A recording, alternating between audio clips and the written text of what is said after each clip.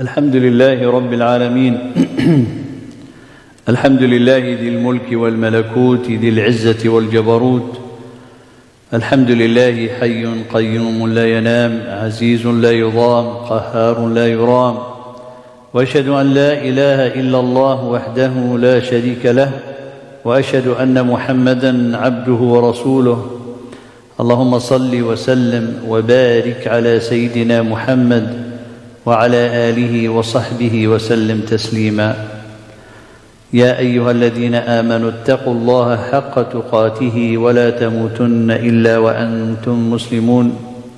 O you who believe, fear Allah as He should be feared, and die not except on a state of Islam. And may Allah subhanahu wa ta'ala, the most merciful, bestow upon us the gift to die on the state of Islam. Allahumma ameen, Ya Rabbil Alameen. Amma ba'd, Allah subhanahu wa ta'ala says in Surah Al-Ahzab, بعد أعوذ بالله من الشيطان الرجيم وإذ يقول المنافقون والذين في قلوبهم مرض ما وعدنا الله ورسوله إلا غرورا. Behold those hypocrites and those who have disease and sickness in their heart, they said, only Allah and His Messenger promise us, or what Allah subhanahu wa ta'ala in His Messenger has promised us, only they promise us delusion, accepted delusions. And this is the people who said that among the hypocrites and those who have sickness in their heart. They were with the Prophet sallallahu alaihi wasallam. They were around the Prophet sallallahu alaihi wasallam. What happened to these people to the point to see what Allah and His Messenger are promising is a delusion. And in Arabic is al-ghurur. And al-ghurur, what it seems to be, or it makes fair seeming that is good, but in reality is not. Then to accusing the wa'd of Allah, the promise of Allah subhanahu wa ta'ala and His Messenger as being ghurur, that's really someone who went far of the Iman. The reason of that is when someone goes through trouble, through tribulation, through calamities, he has struck and been fully shaken by some difficulties, that's where, subhanAllah, the true Iman, emerged, if there's a true Iman or not. Because in a situation, normal situation, someone will not even think about these things. But when it comes to this situation, and it was in the battle of the Ahzab, seeing all this Confederate army all surrounding the Medina, it became like a very difficult time. And the Prophet ﷺ promised them the conquest of Sham and the conquest of Persia and the conquest of the Yemen. In that situation, in that very difficult situation, and among them someone who said someone would not be even safe to go to the bathroom, and how that the Prophet ﷺ is promising us such a thing. Now, if you try to reflect on it, the promise of Allah and Messenger being perceived and looked at as a delusion, this is very hard and this is very harsh. These people, therefore, they do not have the ability to enjoy or to feel that feeling of tranquility, of hope when they think about the promise of Allah subhanahu wa ta'ala. What is the true cause of it? Because we might be in this society that we live in, that our thinking, that our perception have been changed. Then we are, when subhanAllah we are threatened by such a difficulty, we might not have the focus to really think if it's really is going to happen what Allah subhanahu wa ta'ala promised us or not. The main issue is the blindness in the heart. And the blindness in the heart, as Allah subhanahu wa ta'ala said, قَالَ إِنَّهَا لَا تَعْمَى الْأَبْصَارُ وَلَكِنْ تَعْمَى الْقُلُوبُ الَّتِي فِي الصُّدُورِ, is not the eyes that they go blind, but in reality it's the hearts who they go blind.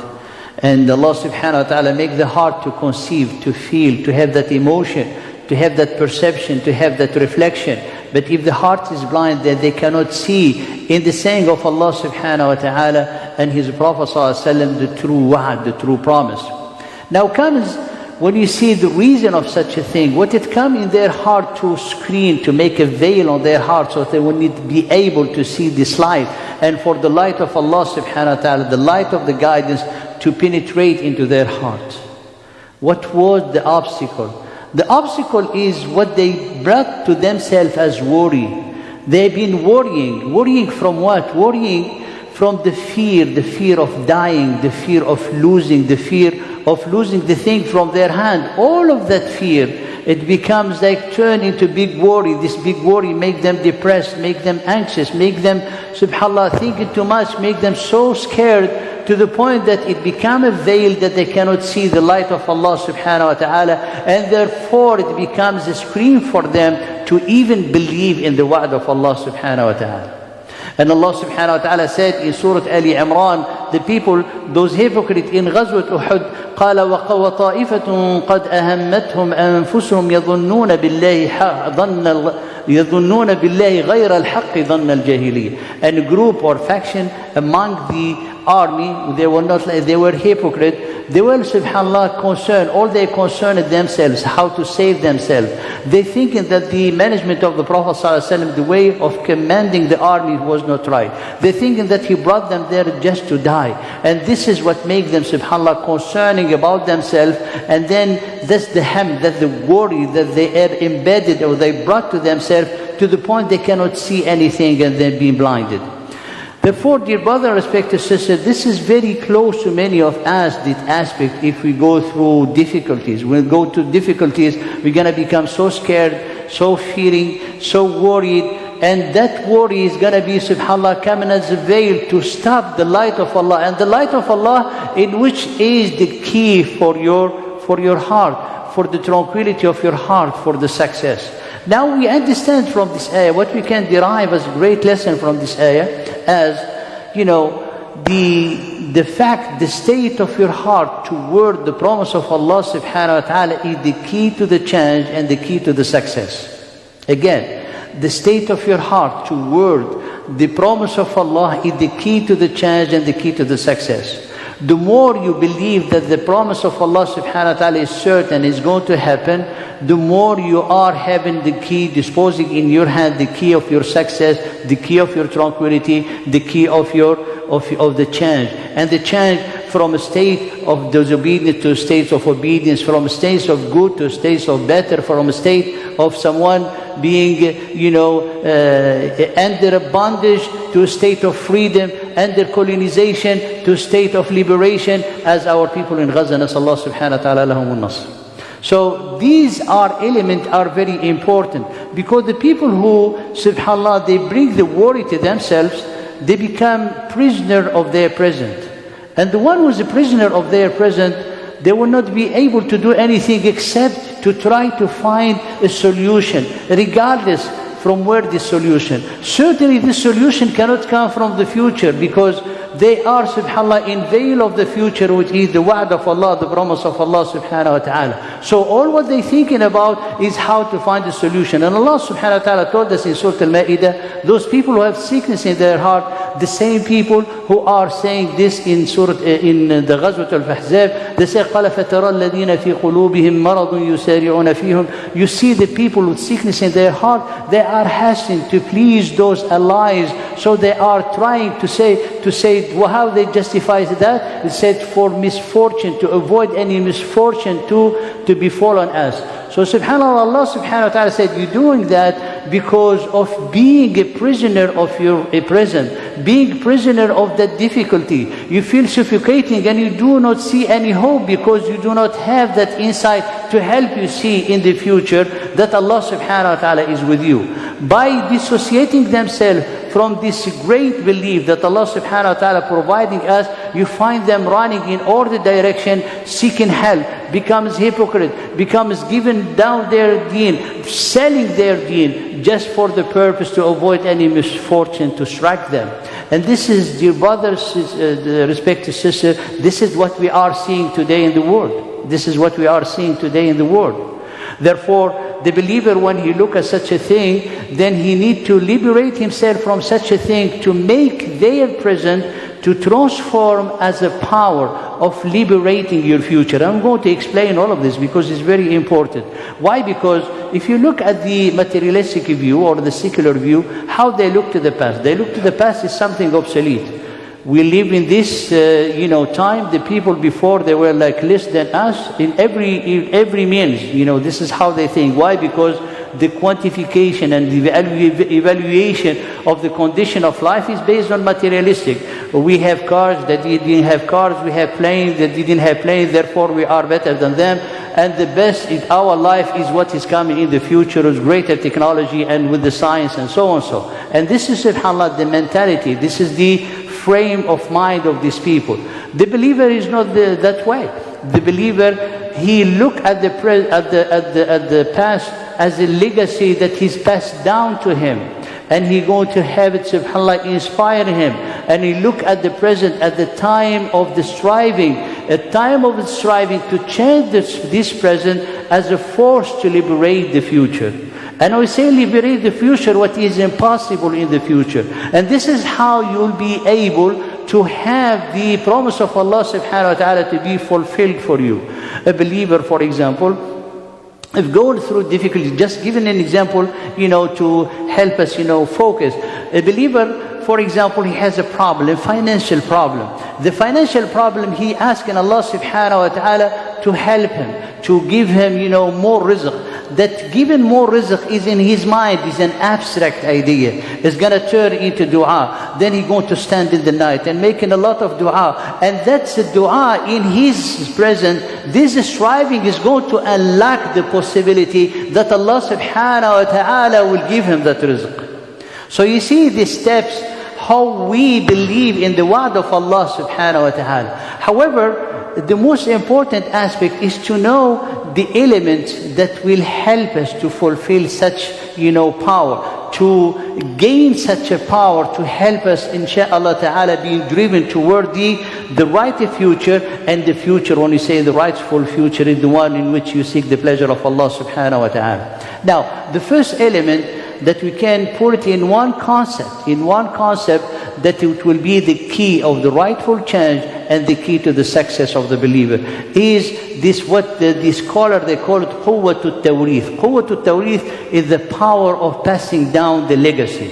So it's not about you, but it's about the next generation. You see, last week we were talking about concepts are like diverting our people from their identity. They're reshaping their identity. They're corrupting their identity. And they put them all, subhanAllah, to be restricted in a very materialistic view. And then they change the deen to be fully secular. Now the believer, when he think about how he can travel to Allah subhanahu wa ta'ala safe, be away and avoiding such a system who are corrupting the inner self and corrupting the heart and blinding the inside. How a believer can do such a thing? If we think about this concept, which is very important concept, which is quwwatut tawrith. What is quwwatut tawrith? Is the power to bequeath, but the bequeath is being more materialistic way, but to pass down the legacy, the guidance of the Prophet ﷺ, the guidance of the righteous predecessor, the guidance of how you behave and conduct in the way of Allah, so you will help the next generation to continue in the same behavior by fulfilling the mission of the creation or the mission of the vicegerency on this earth. Therefore, the believer thinking big, thinking in this way, he will be able to construct a whole system of thinking, a whole system of implementation, and it helps them to fulfill the change without getting shortcut. A shortcut is going to lead them to corruption and lead them to adhere to a system that only breathes corruption. And this is a reality what we are saying. Now, quwwatut tawrith, this quwwatut tawrith is composed from two powers. The first power is the power of obedience of Allah subhanahu wa ta'ala. The second power is the certainty in the promise of Allah subhanahu wa ta'ala. The first one, it has really required deep understanding, because I said, how I obey Allah subhanahu wa ta'ala. Obeying Allah through the practice of the deen. So when I practice a deen, I feel like obeying Allah. But the question is, how are you practicing your deen?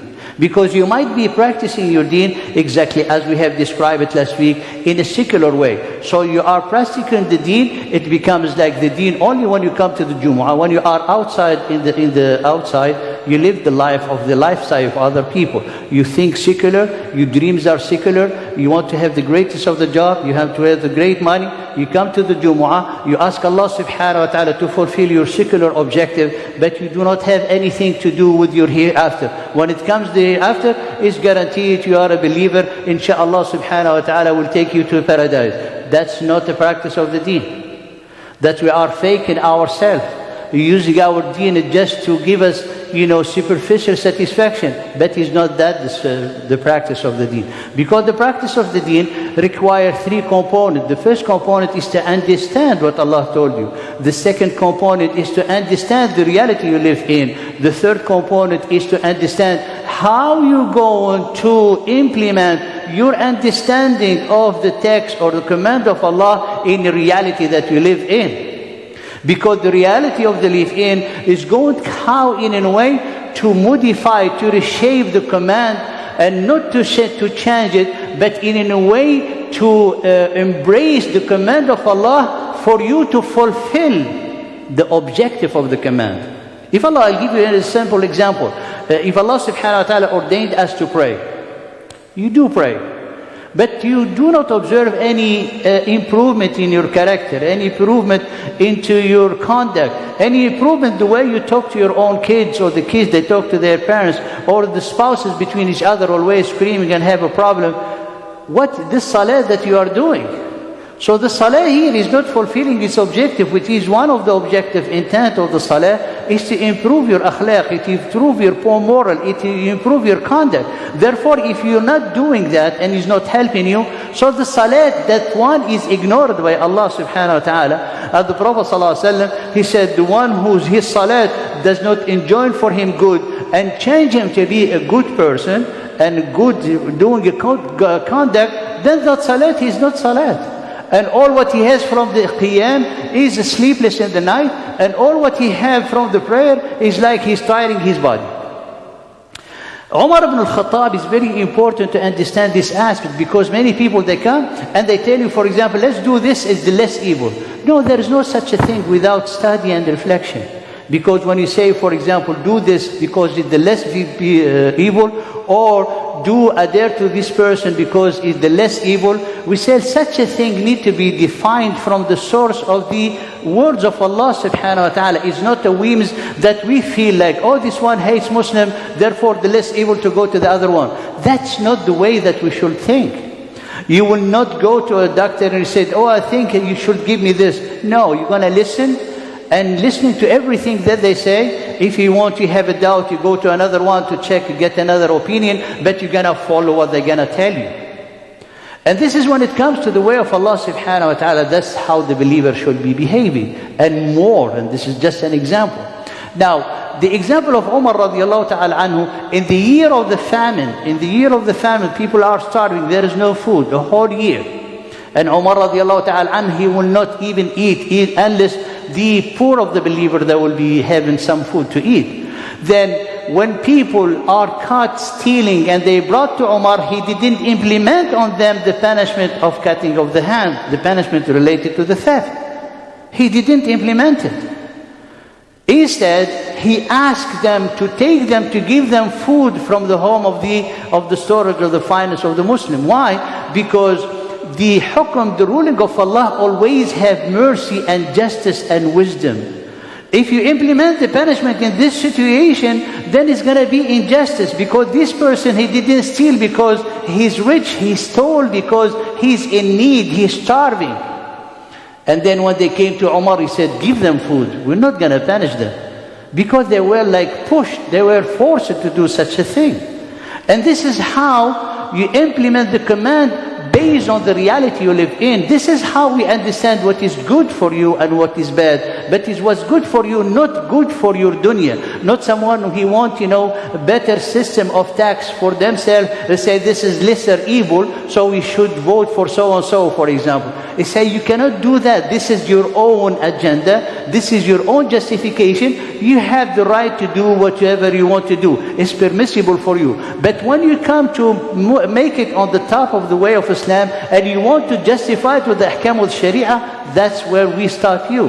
They said this is haram, because you have all this analysis. the understanding of the text, the understanding truly of the reality, and then the understanding how you're going to implement the command of Allah in the reality you live in, with the objective to fulfill the intent of the Allah subhanahu wa ta'ala in the command that He commanded you, that the example that we gave for the salah. Then that's when it becomes like clear for you what is the maslahah, because the benefit for the believer is his success in his deen, and then comes the livelihood. It's not the livelihood and the deen. When you make a istikhara, you ask Allah, Ya Allah, this is good for my religion, for my faith, and then my dunya. You don't say my dunya and my deen. So the maslahah, when you think about what is evil for the believer and what is good for the believer, is not quantified about someone who loves Muslim, who does not love Muslim. You are quantified about your journey to Allah subhanahu wa ta'ala, what will help you in your journey to Allah, not on what you think you're gonna get by just pure assumption and done and conjecture. It does not have any foundation, any analysis. This is bring us the way how to implement. This is the fourth component in this obedience of Allah, which is how you're going to implement it. You implement it based on a frame of mind, based on the way of Allah subhanahu wa ta'ala, and the way we have explained it. And this is going to be by seeking excellence in everything. This is the way of the ihsan of the believer. So if you are studying with the frame of mind, you are obligated to seek excellence. If you are in business, if you are in inventing such a great thing that you might help the humanity, you will do it, and you are required to do it within the frame mind and the structure, intellectual structure, that is guide you in the way of the ihsan that Allah subhanahu wa ta'ala in His Messenger, they have described and clarified in the Quran and the Sunnah. This is how then you change the present in a power to liberate for you the possibles. Because when you say, oh, Allah subhanahu wa ta'ala promised me, this is abstract. How are you going to be fulfilled? By working so hard. That's the obedience. By working so hard, by striving in the path of the ihsan, in the way of the ihsan. That's how Allah subhanahu wa ta'ala will give you. The believers, when they came to the limit of their effort, that's when they said, when is the help of Allah? In Surah Al-Baqarah, حتى يقولوا النبي والذين آمنوا معه متى نصر الله. This is only the time when they asked, when is the help of Allah? Why? Because they did everything that they can within their power. That's when Allah subhanahu wa ta'ala will help you. Well, Allah subhanahu wa ta'ala said, He said the help of Allah is near. It's near to you because you already did everything that it's supposed or required to do. But for us, if you want rizq, if you want success, if you want this, if you want change, if you want liberation for our people in Gaza, and so on, there is that action. And this action, we are seeing it with our own eyes. And subhanAllah, is what the resistance is doing, is exactly that type of obedience that will help you to bring you the success and bring you the change. Next, dear brother, respected sister, comes how much you believe into the wa'd of Allah. How certain you believe that Allah is going to fulfill. Allah subhanahu wa ta'ala said, He's going to bring the help. Allah subhanahu wa ta'ala said, He's going to give you victory. Allah subhanahu wa ta'ala said, I'm going to defend you. Allah subhanahu wa ta'ala said, I am the one who's responsible of provision, and the provision of your kids, and the provision of your offspring, and the provision of all the animals around you. Allah subhanahu wa ta'ala is taking care of them. So if you have the certainty in your heart of such a promise of Allah, which is actually part of His attribute, therefore if you have a question mark about it, which is like doubting the attributes on the name of Allah subhanahu wa ta'ala. Therefore, boosting your iman to have full certainty in the promise of Allah is actually an obligation of the iman. So when you have such confidence and trust and certainty that Allah subhanahu wa ta'ala is going to fulfill for you all what He's promised you, this is what is going to have. What is its impact? Its impact that you're going to feel so good. You're going to feel filled with hope. Even wallahi, you don't have anything to eat. If you don't have any shelter, if you don't have anything, Allah will make you feel good. As you see it, subhanAllah, how the resilience of these people in Gaza is like, subhanAllah, they've been created from different structure like the rest of the people. Why? Because they have this yaqeen. And this yaqeen, which is give you the boost into your heart, strengthen your heart, give you like strengthen your willpower, give you that resilience, give you that tawakkul, give you that trust, give you that confidence, because the yaqeen is what is going to nurture your hope.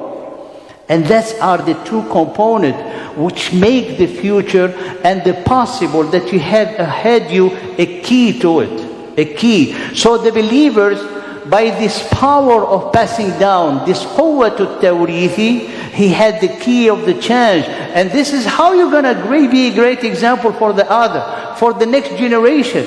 They will not listen to you if you do not act upon it. When you act upon it, when you say, don't be scared, you're going to be successful.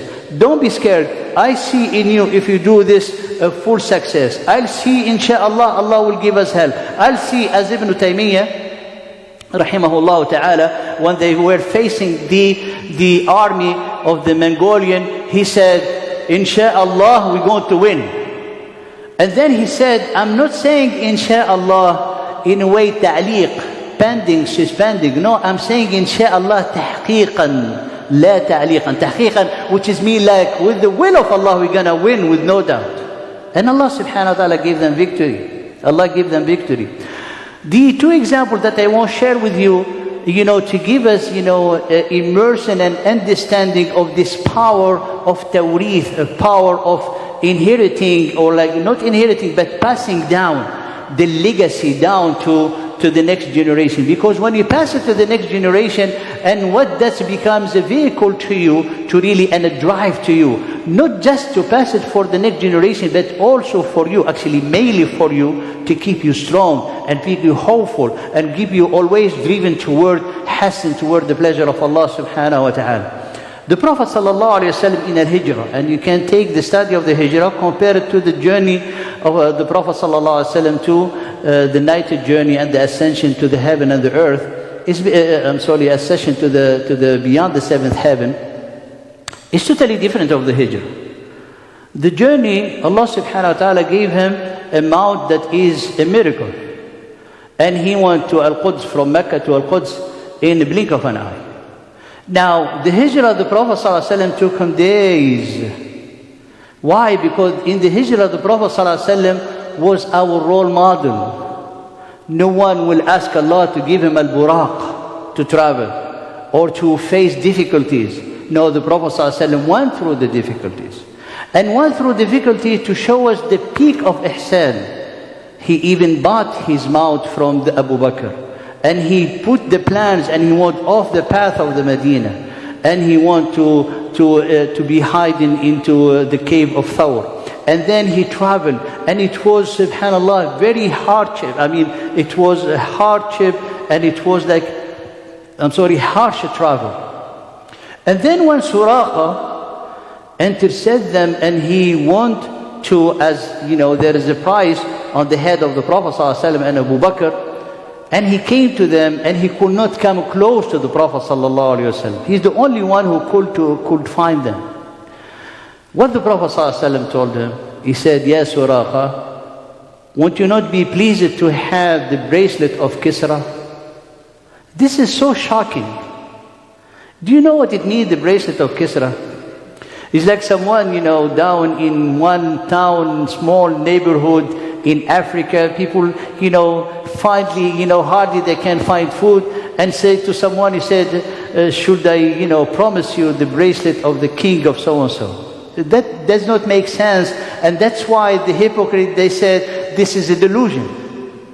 But subhanAllah, Suraqa, who was not believer at that time, he believed in the Prophet ﷺ because he saw the miracle that he could not even get close to the Prophet ﷺ. Every time he wanted to go to the Prophet ﷺ, the feet or the legs of the horse sank down into the sand. And he accepted. And this is, dear brother, respected sister, this is the power of the passing down of the legacy of the Prophet ﷺ. To tell us that he did all what he can do in striving, all what he can do in, subhanAllah, putting all his effort, all what he can do to be the role model for all of us. And then what happened? He said he had then to say this wa'ad, this promise to the Prophet, the promise to Surah. The next one, the next example is in Ghazwat al-Ahzab.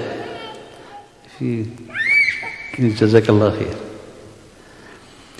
The next one in Ghazwat al-Ahzab. And in Ghazwat al-Ahzab, this is the ayah that we have mentioned, how they were saying that the Prophet ﷺ is a delusion. The Prophet ﷺ, as Al-Bara ibn Azib said, that when they were like, digging the ditch, a big rock, a boulder came and they could not break it. They could not break it. So they went to the Prophet ﷺ. The Prophet ﷺ they gave him the pickaxe and he said Bismillah and he hit. The first hit, it broke into 3 pieces. I mean, he broke 1/3 of it. And he said, Allahu Akbar. I said, I have been given the keys of Hashem, which is mean the conquest with Hashem. The second time he saw and he can see from his place the palaces of the Persia. And the third time the palaces of Yemen. In very difficult time, the Prophet ﷺ in this ghazwa, he was tying a stone around his stomach. But the same thing, dear brother, respected sister, to be our role model. He did the whole obedience the way that it should be. He strove, ﷺ, the best of the striving to fulfill and to submit to Allah. Then it becomes, that wa'ad, that promise becomes certain. This is how it put in the heart of the believer that strong hope. This is what to drive them to be the strongest and the best human in the world, as being the companion of the Prophet ﷺ.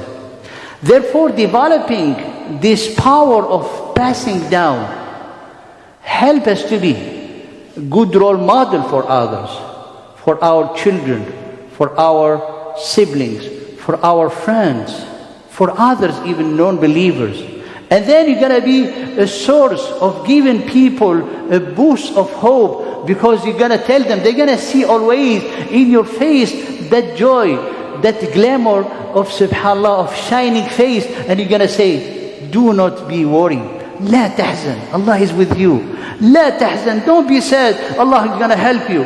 Do not fear, Allah subhanahu wa ta'ala will send you the relief. And they will believe you because you say it from a strong heart. This is how you're going to help people and help yourself be steadfast in the path. أقول قولي هذا واستغفر الله لي ولكم فاستغفروه الغفور الرحيم.